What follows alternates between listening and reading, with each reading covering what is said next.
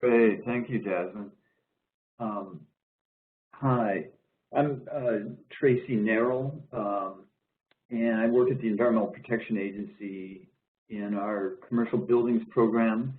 I focus my work on our utility partners and our service and product providers. So everyone on the supply side, the efficiency equation. I just want to welcome everyone today as we begin this series of webinars related to data access and some of the key considerations that we have seen in the design and development of these systems. The next slide. So again, I'm Tracy Nerrill, and I'll be joined today by Andrew Schulte. He's on the program support team at ICF Incorporated, and he's our lead person on partner support and the use of Portfolio Manager web services. Probably a number of you, if not all of you on the call today, have interacted with Andrew as you've contemplated or worked on, maintained, operated your data access services. So Andrew will take over shortly and say a little bit more about himself. Next.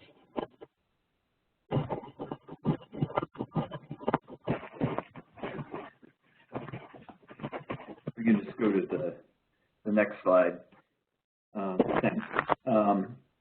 And one thing I did want to emphasize, and we'll turn to this. It looks like we have about 5 attendees today, so I think we're going to break with the formality in a few moments. And I think as a result of the smaller group, we have taken everyone off mute globally, so we'll all be responsible for managing our mute on our own. So anyways, back to this series of webinars. Over the years, you know, as I said, many of you have interacted with myself or with Andrew or some of the other support people who work to help people use the Portfolio Manager web services or think about other ways of creating data access for their customers. So EPA has a sort of a unique perspective in that we have contact points, you know, from coast to coast. But clearly, we're observers. I mean, our in-depth knowledge is about the workings of the Portfolio Manager web services. The details of any individual web service provider, utility user of the web services, you know, we sort of observe at a bit of a distance.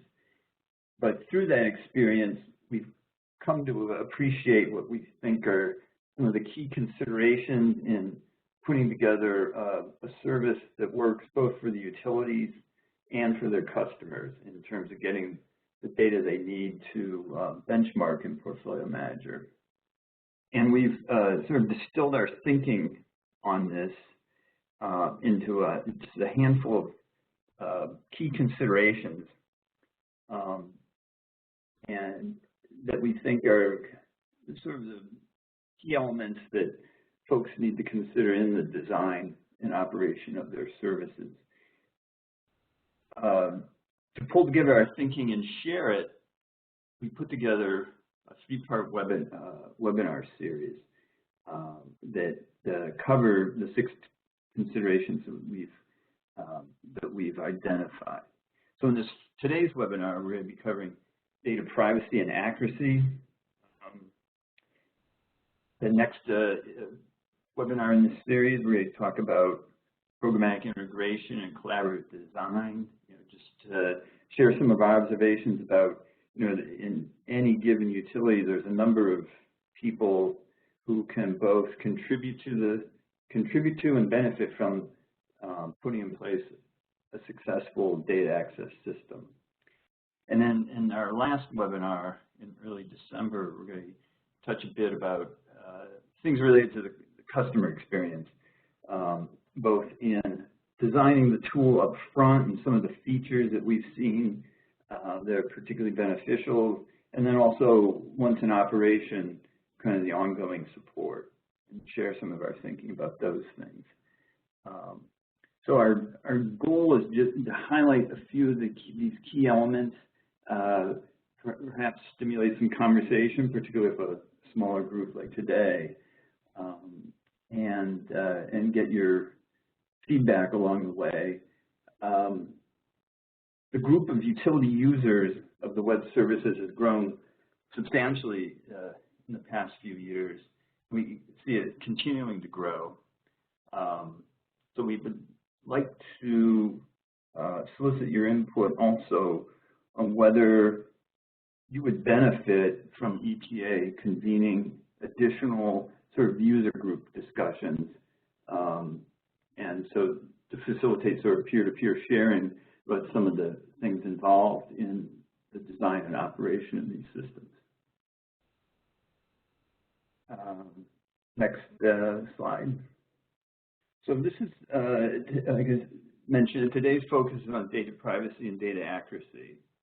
But before we dive into the content today, I think I want to first acknowledge it is a small group, so I think we're going to maybe quickly ask folks on the line to introduce themselves and just sort of briefly state kind of where you are in the data access service journey. Are you putting a service in place now, or whether you've been operating one for a while? But before we turn to you, I think I'm going to turn the floor over to Andrew to introduce himself and say a few words. It's great.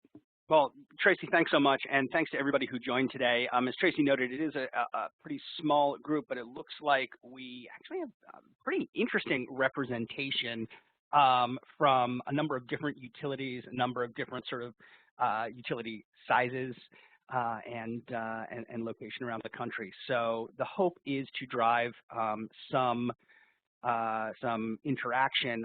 I will note it looks like two folks on the line, well, three. There's Chris and Matthew seem to have audio connection. There also seems to be somebody who has called in via phone, which is great. But if you dialed in or logged into the session in sort of audio broadcast only mode, go up to the audio and video panel of your WebEx viewer. There should be an option to transfer to computer audio.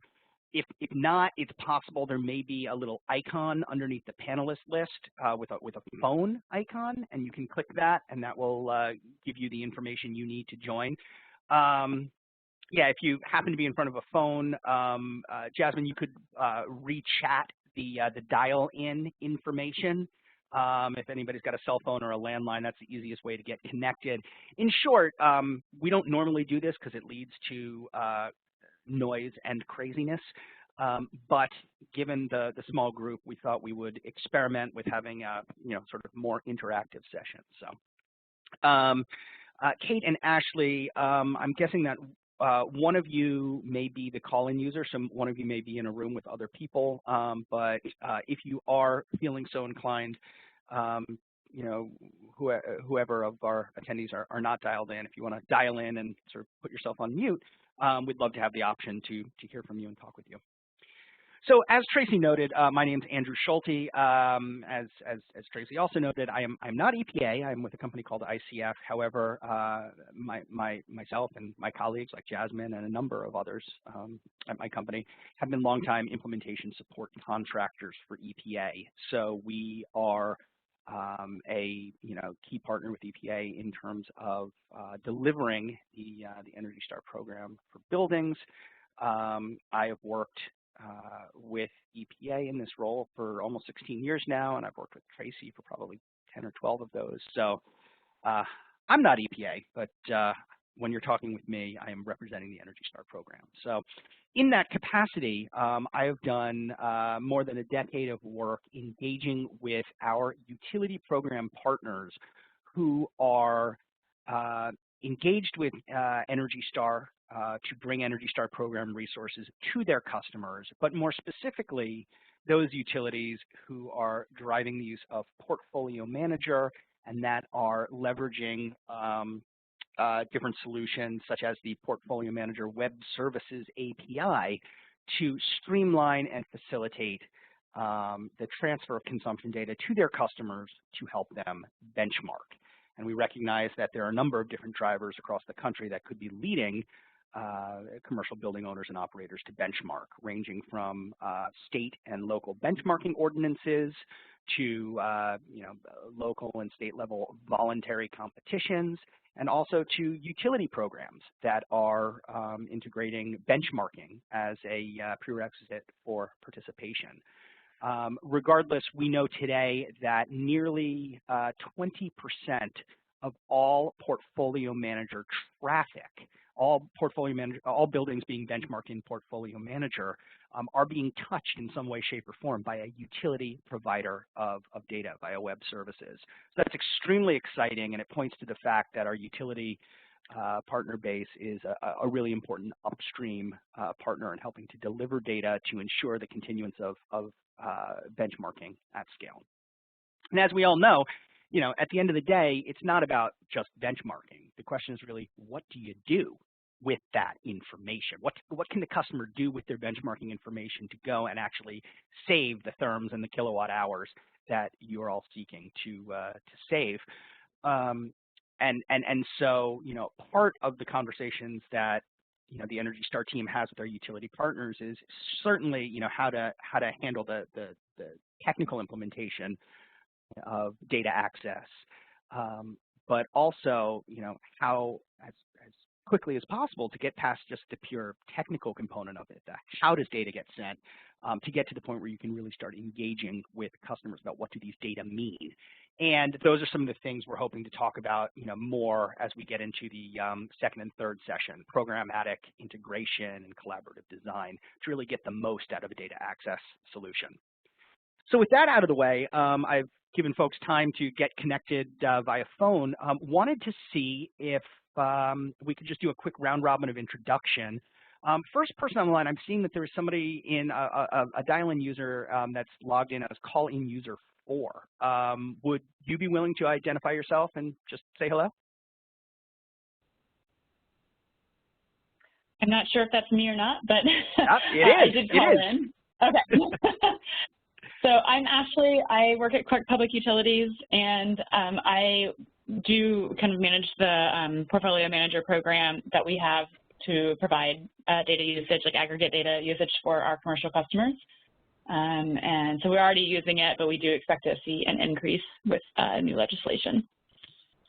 Excellent. And if I could, Ashley, just because I have some historical viewpoint here, I think what's interesting is as a public utility district, Clark is certainly not a small district, but it's also not an IOU. So I think that's just interesting. We often reference Clark PUD, when we talk about the range of organizations using web services, because if I remember correctly from some of your colleagues, yours was not or is not, a super complicated integration. I don't want to speak for you, but I think it's valuable to note that utilities of all shapes and sizes can get a lot out of web services. Yeah, definitely. Well, great. Anybody else? I see Chris. Chris, can you want to unmute yourself? Sure. I am Chris Fork. I'm one of the energy analysts with Cascade Natural Gas. And I've also kind of taken the head of administering our Portfolio Manager and web services for commercial clients. And so, yeah, as we're kind of getting more customers asking for benchmarking due to the state legislation, I'm curious to, hear how we can improve it and what's new of it. So, thank you. Okay. And I think we have Matthew from NiSource. Actually, Matthew and or Megan. Yes. Hi. Yeah, we're on the same team here, but yeah, we are both with Columbia Gas of Ohio. I lead our finance and data analytics, and Megan works as an analyst on our team. So we have had a portfolio manager program running for a few years now. We've been on a bit of a break as we're transitioning implementers, but we're looking to get it up and running soon, and also expecting a pretty sizable increase in usage based on some local legislature in Columbus here. Super. Well, thanks, and welcome to both of you. I do see Kate on the line. I hope it's not too forward of me to just note that, because I recognize names, that this is Kate from PG&E. So, Kate, I don't know if you'll be able to join via the phone line. Would certainly love to have the opportunity to hear from you as appropriate, but we'll give you some time to get dialed in. So thanks to everybody for doing that round robin. I just think it's, especially in a group this small, it's important to know where folks are coming from, give us a sense of the various, levels of experience and, complexity of solutions that may be represented on the line. And, hey, Andrew, can you hear me? Kate. Yep. Sorry, I'm using my computer audio. No worries. No worries. I need to dial in. So, did you still want me to introduce myself? Yeah. I think that would be great. Sure. And my name is Kate Frankel. I'm program manager for data access programs here at Pacific Gas and Electric in California. One of those programs being the whole building benchmarking program, which utilizes the web services tools directly with ESPN Portfolio Manager for a number of residential, commercial properties, usage data into ESPN. Super. Well, thanks so much, and sorry for anybody who didn't expect to be put on the spot today. I appreciate appreciate y'all being good sports, but it is rare that we have the opportunity on webinars to actually hear from one another without feedback and dogs in the background and whatever else. So really looking forward to make use of this. We have some content that we definitely want to get through. So we're going to let that structure things, but at the same time, if there are questions, please feel free to pipe up via phone or raise your hand or virtually send in a message through chat, because obviously we want to cover certain content, but we also want to make sure that you're getting questions answered. So as we dive in today, so why did we lump these two items together, data privacy and data accuracy? Basically, the line between them is actually pretty porous, because as we'll discuss, the topic of how do we ensure that utilities can provide data access while maintaining their responsibility for data privacy. A common solution for that, as we'll discuss, is aggregation at the whole building level, which very quickly leads to more technical conversations about meter to building mapping, and then from there to questions and considerations about accuracy. So we usually discuss these all together: data access and data privacy, and managing sort of how to optimize both of those, and then what that implies for ensuring that the data that you are putting forth to your customer is accurate. So let's talk quickly on the data privacy concept. Based on my understanding of all of your current implementations, I suspect that you are all pretty conversant in this, so we won't spend too much time. But one of the challenges that we find is that when you have, especially when you have benchmarking mandates, or even voluntary drivers to get building owners and operators to benchmark, the people who have to do the actual benchmarking in Portfolio Manager are the building owners and operators.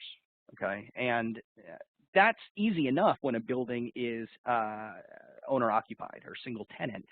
But when you start getting into buildings, either larger, more complex office buildings, multifamily, some retail configurations, what we've got is a situation where very often, as you all know, individual tenants are billed directly. And so if they're billed directly by the utility, they are considered the customer of record. And by definition, the building owner is a third party. So even though the building owner needs total energy consumption to benchmark a property, they can't simply go to the utility and ask for it. They have to go through a process of getting third-party approval, and that can be very difficult as you scale up to tens or hundreds of tenants or residents. So the bottom line is that a historical barrier to benchmarking in multi-tenant, multi-resident buildings has been that the building owner or manager needs complete whole building data in order to benchmark accurately, but they cannot always get that easily. And if they don't have complete whole building consumption data, then benchmarking results will not be accurate. And so nobody's achieved their goal here in that case. So the question is, how do we get around this? How do we enable building owners and operators to get the data they need to benchmark while still ensuring that utilities can fulfill their privacy responsibilities to their customers? And as many of you are probably aware, the most common solution has been the use of aggregated whole building data and the use of what we call aggregation thresholds. So in short, what's happened is that many utilities and or their regulators have basically decided that once you hit a certain threshold number of meters or accounts or tenants in a building, different jurisdictions define it differently, at that point, if what is being provided is an aggregation of multiple accounts into whole building data, then it's no longer really sensitive customer information, and therefore it is appropriate for the utility to provide that information directly to a building owner or operator upon request. So again, the idea is if the building meets the aggregation threshold, the utility can provide aggregated whole building data to the owner or manager upon request. Obviously, if the number of tenants or accounts falls below that threshold, then the building owner or manager would need to get explicit authorization from each tenant. So that has been sort of the policy side, and I will say that this is not consistent. There are some jurisdictions in which the state level PUC has specifically recognized an aggregation threshold, or others like California or Colorado, possibly Washington. I think Washington State as well, where that aggregation threshold is actually enshrined into state level legislation. So it trickles down. But again, this aggregation threshold is a way to sort of thread the needle between data access and data privacy. That being said, once an entity has agreed to provide aggregated whole building data to a building owner, that then creates the technical challenge of how to do what we call meter to building mapping. We know very well that utility data systems are not set up to recognize properties. You're set up to recognize meters and accounts because that's how you do your billing. And so being able, so it's one thing that, to be able to provide aggregated whole building data to a building owner or manager, but it's another thing to actually then go into your system and ensure that you are doing the correct mapping of meter and account level data to physical properties. So, aggregated whole building data is definitely a policy solution that we have seen increasingly adopted, but we also acknowledge that this introduces a technical challenge when it comes to meter to building mapping. A technical challenge which is, underscored by what we know to be, the historical makeup of utility data systems and the fact that they are more granularly defined. So, across the country, when we see mapping happening, what are the common approaches? Well, there are two common approaches. One is what we call utility-led, and the other is what we call customer-led. Utility-led meter to building mapping is when the customer provides some finite set of identifiers, a building address, one or more, owner managed, meter accounts, other information like that, which the utility then takes and goes back and queries their system and tries to use that limited information to identify all the meters that are active at that property. It's never 100% perfect, so typically these processes involve an opportunity for the building owner to review what the utility has found and provide feedback to make sure that the parts accurately reflect the whole. Another approach which we've seen is what we call customer-led, and this is a case where you know, the utility says, okay, customer, we will provide you with aggregated data, but you need to tell us what are the parts that need to be aggregated. So you need to tell us all the meter numbers at your building, and whatever numbers you give us, we will aggregate. So we'll still provide aggregated whole building data, but you know, in this case, we're relying on you, the customer, to tell us what you need rather than us trying to go and find it. And you know, here's just a quick table that compares the options. There are different considerations for, you know, whether you might want to take a utility-led or customer-led approach.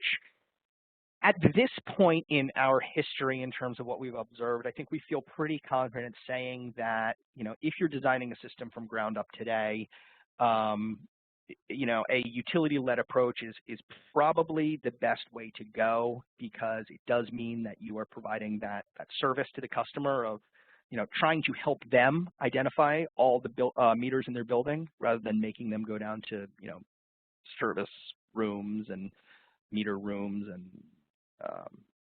engineering suites and other things like that.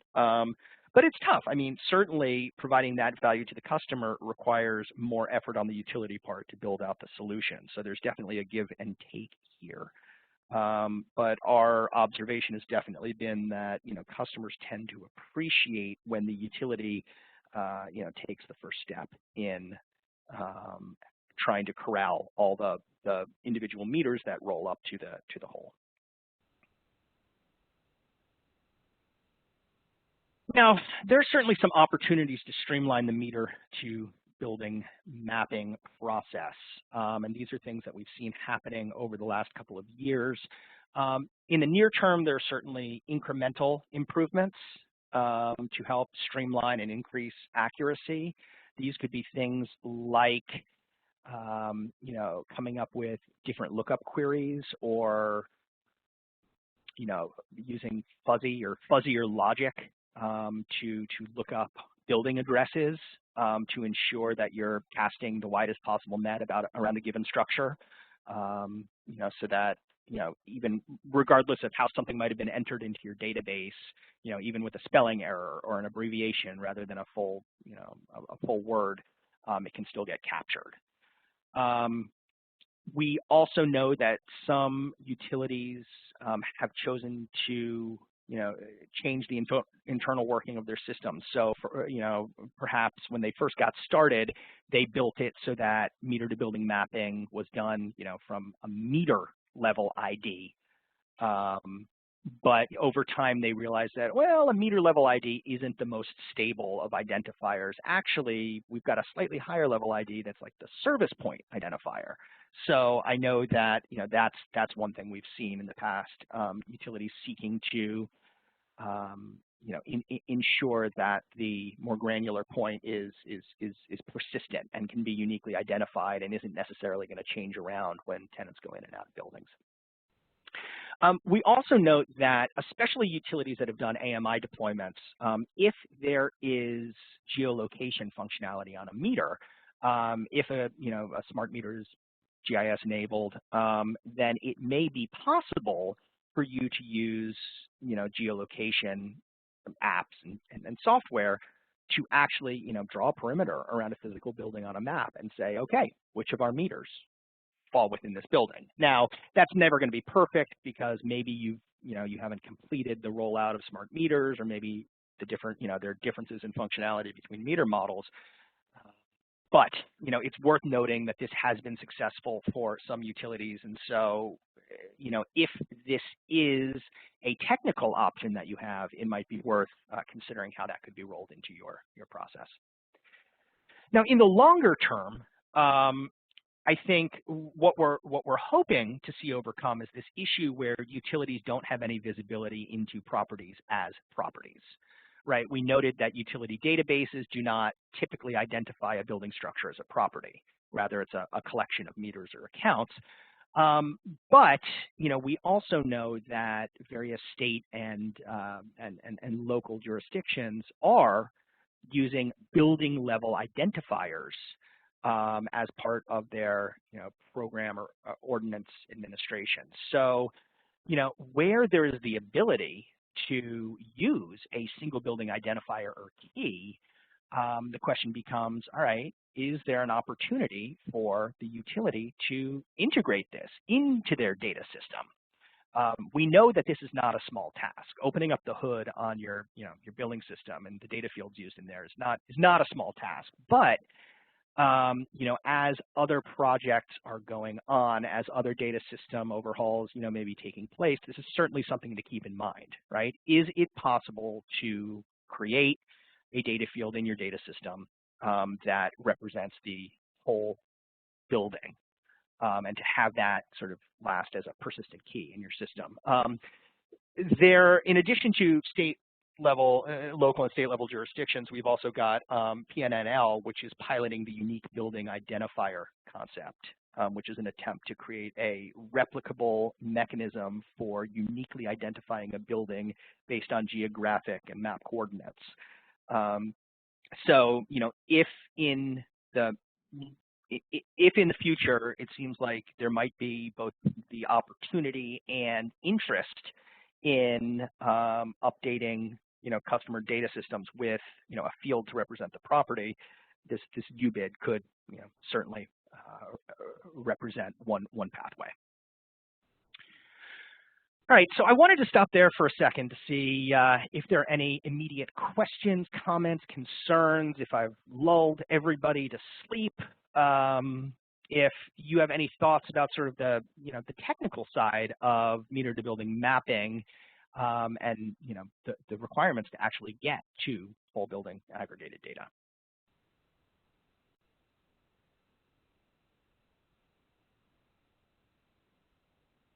Okay. Well, it's 50-50. You're either I've either lulled you all to sleep, or I'm providing you with everything you ever would have hoped to know. So I'm gonna hope it's the latter. But certainly, if you do have any questions, please don't hesitate to jump in. I saw one person come off mute. Is there a question? No? Okay. All right, well, moving ahead. So like I said, the flip side of the coin when we talk about, data, using aggregation as a way to drive data access, the question then becomes, all right, well, how do we ensure the accuracy of the whole building aggregate data that's being provided? Because there is a little bit of a black box here, or at least the potential for a black box, right? So, I mean, look at this example here. You've got, what, 11 electric meters located at a building. And so meter to building mapping would imply that basically at the utility level, somewhere here, the utility is going, they're querying a building address, they're identifying 11 meters, they're all rolling them up into one aggregate sum, and then they're providing those data through to their customers as an aggregate number, right? Everybody's doing what they need to do. The utility's providing the data, they're managing privacy concerns, and the customer's getting the data they need to benchmark in Portfolio Manager. Because as we know, Portfolio Manager doesn't really care if you enter in 1 electric meter or 100. As long as you're accounting for total electricity consumption, then your benchmarking is accurate. So, that's why aggregation works. But again, there's this question here, when you're going from the many to the one, how does the user know that you've identified all 11 meters in this case? How do we know there aren't 2 more located around the side of the building that should have been included in this in this aggregate record? And that's an important question. And really, what we want to encourage, and what we found above all is sort of the most important consideration to discuss today, is that transparency really is key. Not just at the point of the initial handshake when a customer requests data and the utility delivers data, but also on an ongoing basis. So over time, as the utility is pushing through aggregated consumption data on a monthly or a quarterly basis, how can the end user be assured that for any given record, it comprises all of the individual metered points or service points that were in process for that time period? And this is important not just, first and foremost, for the building owners and managers, right? The whole point of benchmarking is to gather information about your property from which you can consider, prioritize, and undertake energy performance improvements. But I mean, accuracy is also going to be important for administrators of local and state benchmarking policies. You know, they certainly want to know that the data that are being reported to them by, you know, as a result of the ordinance are accurate. Also, if one of your customers' buildings applies for the Energy Star certification, one of the steps there entails having a licensed professional come and visit the property and ensure that everything entered into Portfolio Manager is accurate. And many times a licensed professional might say, huh, what's this aggregate meter from PG&E? How does this map to, you know, individual invoices? And you know, typically that hasn't been a problem, but certainly, you know, it is well within the you know, the rights of a professional engineer doing a site verification to ask for a little bit more documentation or backup as to, you know, how did you get that whole building consumption number? So being able to provide this information, or at least articulate how the information was delivered to the customer, is really important. And our goal here, and we recognize that this is not an overnight thing by any means, but the goal would be to think of this almost as an itemized receipt, right? So again, the whole point here is you cannot provide a building owner with tenant level, meter level consumption data, right? Privacy laws don't allow that. But can you at least provide the data requester, the building owner, with a sense of what are the parts that roll up to the whole, right? So if you're giving them, you know, aggregate meter consumption value of X, can you also say, well, that consumption value of X is comprised of meters 1, 2, 3, 4, 5, 6, and 7, right? So that's what I'm talking about transparency here, not giving up data that you're not allowed to provide, but rather providing a little bit of a trail to help the customer validate that the aggregate data consumption value that you're providing is, you know, lines up with the real world. And what this does is this creates an opportunity for both the utility and the building owner to have conversations, to proactively identify and address any discrepancies. We understand that meter to building mapping, in the absence of, you know, a single property level key, it's difficult. I mean, it takes some work and it takes some creativity. So there's never really, or shouldn't be, an assumption that, boom, you know, a building owner gives you a street address and you get all their meters right the first time. That's typically not how it happens. There has to be this back and forth between the utility and the customer to ensure that, you know, you found everything. So again, this idea of, you know, being able to deliver transparency in the form of like an itemized receipt, you know, provides a mechanism for this back and forth. And of course, any further documentation that you're able to provide the user as to how the parts roll up to the whole can certainly be valuable if they ever need to provide further validation to another party, like a local or state jurisdiction or a professional engineer doing a site visit. So understanding that, you know, this is not necessarily easy, this is not necessarily an overnight sort of thing. Also recognizing that a number of utility data access platforms are already doing this, and you could be doing this via your own platform, your own software interface. Basically, you know, as long as you're providing some means for the user to understand how the individual meters or accounts roll up to, you know, the aggregate data that you're providing, that is great. Okay, so if that's already part of your system, that is super. That is absolutely a best practice, and it's something that we definitely encourage, you know, all utilities to work towards. If it helps, I did want to point out that over the last year, EPA has rolled out some functionality in Portfolio Manager that allows for the documentation and transparency of this kind of information. So now at the meter level, when a meter is set up, a user, whether it's the customer or you, the utility, you can designate that a given meter is an aggregate meter.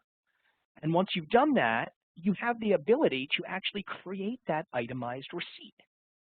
We've created the places in Portfolio Manager to capture this information. And the idea is if you are already doing meter to building mapping, you probably have that information in your system somewhere. So it would just be a matter of making it accessible to the user for entry into Portfolio Manager. I will note that what I'm showing you here is the front end. So this is the user interface. But all of this information can be passed by way of back-end web service calls. So there is an API that allows a utility to populate this information. But again, the goal here is that you would be able to articulate how the many service points or meter IDs or whatever map up to the whole, the aggregated value that you're passing for any period of time. This is not required functionality because we understand it'll take a bit for you to work this into your solution offering if that's something you want to do. But it was very important to EPA to make this framework available so that utility partners could start kind of dipping their toe into those waters. And again, if you're already providing your customers with a quote unquote itemized receipt, to validate your meter to building mapping, then great. There's no requirement that you use this, but if this is a useful structure, it is there. And again, it is accessible such that it can be entered in via the Portfolio Manager front end or via the Web Services API. All right, so there are some additional considerations for data accuracy, two of which, when we talk about accuracy for the point of being, complete and comprehensive, we want to note this, and that is anytime you're taking an aggregated approach to data, you'll probably be dealing with different meters that have different start and end dates. So calendarization will be sort of a technical consideration that needs to be considered. It's not hard or shouldn't be, and in fact, EPA does have a preferred way of doing this, but just wanted to note that calendarization is something that will come into play when you're mapping multiple meters to one aggregate meter. And then obviously, over time, you'll need to determine how your system works with any billing edits or rebills. If you've got to go back 6 months because there was a rebill, how are you passing that information to Portfolio Manager, and how are you ensuring that the 1 meter out of 20 that was rebilled is being correctly rolled up to the aggregate whole? So again, these are questions, more technical considerations that we can discuss, offline or as follow-up questions. But I did want to point out that anytime we talk about data accuracy, we can't not mention things like calendarization or billing edits and rebills. I do want to spend the last few minutes here talking about one growing area of emphasis with regard to data accuracy, and that has to do with handling buildings at which there are on-site renewables. But before I do that, I wanted to stop, open the floor, and see if there are any questions, thoughts, even observations from your own experience based on what we just went through. This is Kate. Just a quick question on the aggregate receipt. You and I have talked about this a couple times, and I just wanted to make sure I understood. You indicated that the APIs, the web services, have the ability to support exposing some of this information to the data administrator. And I'm curious, is there any relationship between this view and the associated usage data coming in Or is That's a great question. A user-defined yeah. Function to indicate, active, inactive, et cetera? Mm-hmm. Yeah, no, that is a great question. So I should back up here, and I think that's a really important distinction. So this new functionality, it is not consumption level information. This would be considered meter level metadata. So this has nothing to do with the aggregate values that you are pushing through on a monthly basis, and no selections you make in the use of this functionality are going to impact portfolio manager metrics, right? Okay. What this is basically, like I said, metadata. So it's a new meter level designation. So you say, is this an aggregate meter? Yes. Then you have the opportunity to provide this information, further details about the meter itself, which then travel with the meter. In terms of meter being active versus not active, it could depend. That might be something you expect your customer to manage, or something that you can manage, internally. It's probably, you could probably program some logic that says, well, if this meter was active for any day during the period for which we're aggregating data, then it's active. But if it wasn't active, then we'll mark it as such. The goal here is not to ensure that, obviously this can get, pretty detailed pretty quickly, but the goal here is to provide a means for the utility to provide information that the user can then look at and go, huh, why was that meter active? That tenant moved out, or, for instance, in this case, it's like, oh yeah, Suite 302 went inactive. Well, that's because Suite 302 and Suite 301 got meshed together. And they're both, that combined space is now being metered by service point 2, 3, 4, 5, 6, 7. We understand that, there may be nuances here that are not perfectly met by this interface. And certainly if as our utility partners begin to interact with this, and have thoughts and feedback, we'd love to hear that. But again, this is optional. Nothing that you put in here is going to affect the user's Energy Star score or energy use intensity. This is mainly intended to ensure that everybody knows, at a given point in time, how many constituent meters we're rolling up into a single aggregate meter. Does that help, Kate? It absolutely does. Thank you.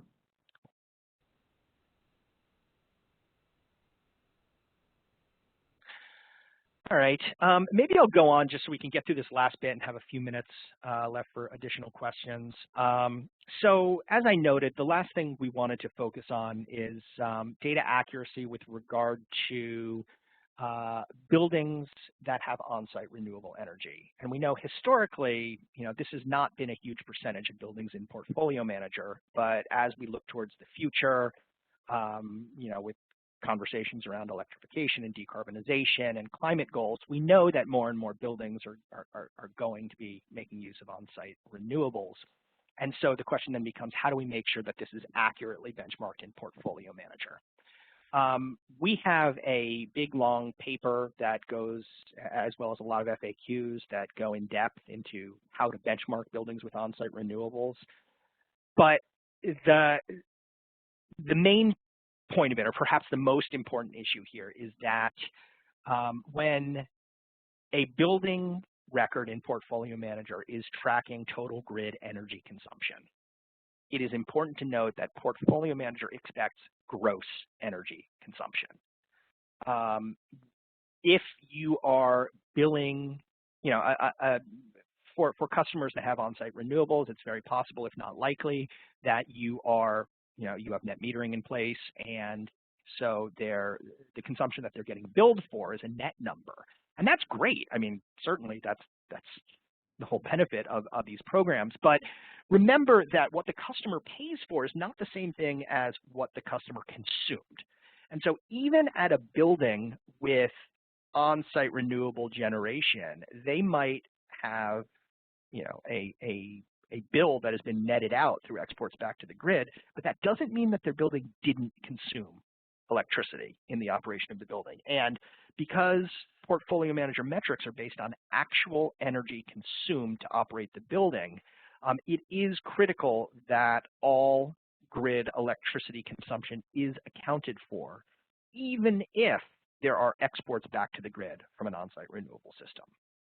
So, this is one where it's important to look at how your building system is set up and to confirm right now, okay, what are you passing through when you aggregate up multiple meters into an aggregate meter at a property that has on-site renewable? What is going into that hole? Is it a net consumption number or is it a gross consumption number? The point here, the key consideration here is that for portfolio manager benchmarking to be accurate, it really needs to be a gross consumption number. We could spend another hour talking about data flows in Portfolio Manager. I just want to show you that there is this diagram. It does explain the different flows of data in Portfolio Manager. We do know that depending on the technology that commercial buildings have in place for meters may limit what you, the utility, have in place and therefore can offer them.